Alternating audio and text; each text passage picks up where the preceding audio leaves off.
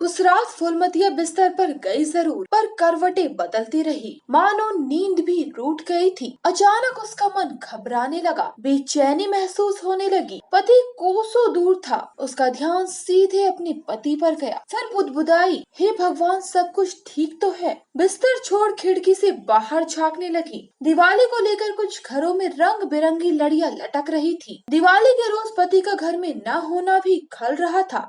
ऐसा पहले उसके साथ कभी नहीं हुआ। सूरज निकल रहा था और वो धरती की तरह तपती जा रही थी। उस रोज बच्चों का शोर भी उसे अच्छा नहीं लगा। पति का मोबाइल आउट ऑफ रीच था। एक ही दम कई बार फोन लगाई। हर बार आपके द्वारा डायल किया गया नंबर नेटवर्क कवरेज एरिया से बाहर बताया। उसकी बेचैनी बढ़ती चली गई। दिवाली के रोज भी झाड़ू पोछा तक करना भूल गई। किसी काम में कोई मन नहीं लग रहा था। कलेजा जोर जोर से धक धक करने लगा। वो फिर कहने लगी, भगवान, कोई अनहोनी तो नहीं होने वाली। अचानक उसके मोबाइल की घंटी बजी। झट से उठाया तो मनहूस खबर मिली। उसे बताया कि उसका पति 41 अन्य आदमियों के साथ सुरंग में घुसा था, फंस गया।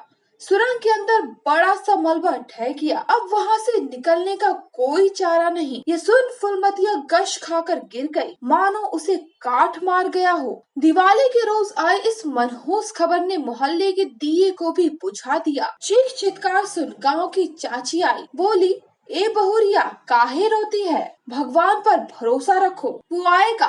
फुलमतिया दिन रात कभी मोबाइल कभी टीवी तो कभी लोगों से खबर लेती रही। जब कभी दुश्वारी की खबर मिलती तो दुख से घिर जाती, वहीं उम्मीद की खबर आती तो उसके मन को सुकून मिलता। कब दिन कब रात होता उसे पता ही नहीं चलता। यूं ही गुजर गए 17 रोज। भूख मर गई, सजना सवरना छोड़ दी। बस आते जाते लोगों को रोकती टोकती और पूछती, उत्तरकाशी से कोई खबर आया बाबू? सुरंग में मेरा पति भी फंसा है। बीते 9 रोज से भूखा प्यासा अंदर फंसा है। उसे भूख बर्दाश्त नहीं, पर बहुत हिम्मत वाला है। बच्चों के पेट की खातिर घर बार छोड़ परदेश कमाने चला गया। उसने अब तक किसी का बुरा नहीं किया। मेहनत मजदूरी कर परिवार को पाल पोस रहा है। मेरा दिल कहता है सरकार सबको सही सलामत निकाल उनके घर तक पहुंचा देगी। आज फुलमतिया बेहद खुश है। घर और घर के बाहर दिवाली सा नजारा। कुछ देर पहले ही प्रशासन की एक टीम ने उसके पति विजय और बाकियों को घर तक पहुंचाया।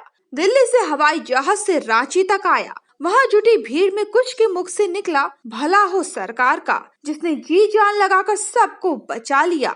घर में कदम रखते ही विजय ने अपने बच्चे को गोद में उठा लिया और उसे चूमता रहा। पति के आने के इंतजार में घर के कोने में चुक्कू मुक्कू बैठी पत्नी उसे पहले टुक टुक निहारती रही। उसके चेहरे और आंगन में खुशियां आ गई। जब विजय ने अपनी पत्नी को पुकारा तब वो बावरे से पति का पैर पकड़ रोने लगी और बोली, आप कहियो न जाबे परदेस। बीते 17 दिनों की दुख भरी गाथा खुद विजय की पत्नी और उसके पड़ोसी बातचीत में बयां कर गए। वहीं घर लौटे परदेसी विजय ने कहा, सुरंग में फंस जाने के बाद परिवार बहुत याद आया। बीवी बच्चों का चेहरा हमेशा नजरों के सामने घूरते रहता था। मन अकबक करते रहता था। डर भी लगता था, पर कभी हिम्मत नहीं खोई। उम्मीद भी थी कि कुछ बढ़िया होगा, जिंदा घर लौटेंगे।